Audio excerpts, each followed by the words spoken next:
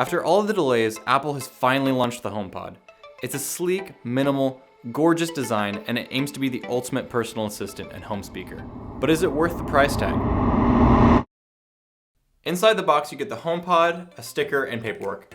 It's pretty simple as far as unboxings go. Covering the outside of the HomePod is a 3D layered mesh fabric, and you don't realize it until you pick it up and move it around, but it definitely has a very quality feel to it. It also has a braided power cable, which is also a nice touch.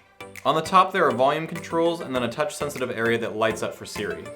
As far as hardware goes, it's not lacking at all. It has 7 tweeters that are all facing outwards on the bottom, and then 1 subwoofer on the top facing out. Because it has speakers facing all the way around, it's going to have 360 audio coming out of it. At the same time, it's also going to be using an accelerometer inside so that it can adjust to the room that it's in.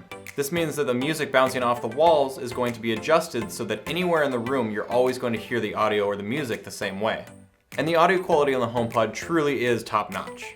Also packed into the HomePod is a W1 chip, which makes for easy pairing. But it only has a W1 chip to connect to it, so if you wanted to connect to it via Bluetooth with an Android phone, you're kind of out of luck and you have to have an iPhone or an Apple product to be able to do that. Coming from the Google Home Mini to the Apple HomePod is like night and day. The Apple HomePod actually has bass and it sounds good and fills the room. The Google Home Mini seems to be lacking, but I mean, it's like a $30 to $50 speaker, so you would expect that. The one thing though that I feel like Apple is going to face with the new Apple HomePod is that people are going to be comparing it to something like a Google Home Mini for $30 or $50. So the audio quality is amazing, but for a speaker that centers so heavily around Siri, it also seems to completely lack in normal Siri functionality.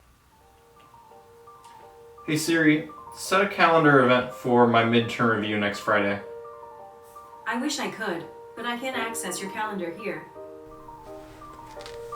Hey Siri, set an alarm for tomorrow at 6 a.m. using my wake up playlist. Okay, I turned it on. Wake up playlist. Wake up playlist. Wake up playlist. Wake up playlist. You're fired. The audio quality is vastly better than any other smart speaker out there, but Siri is just not good. So if you don't mind spending $350 for a fantastic sounding Siri-ridden smart speaker, then go ahead.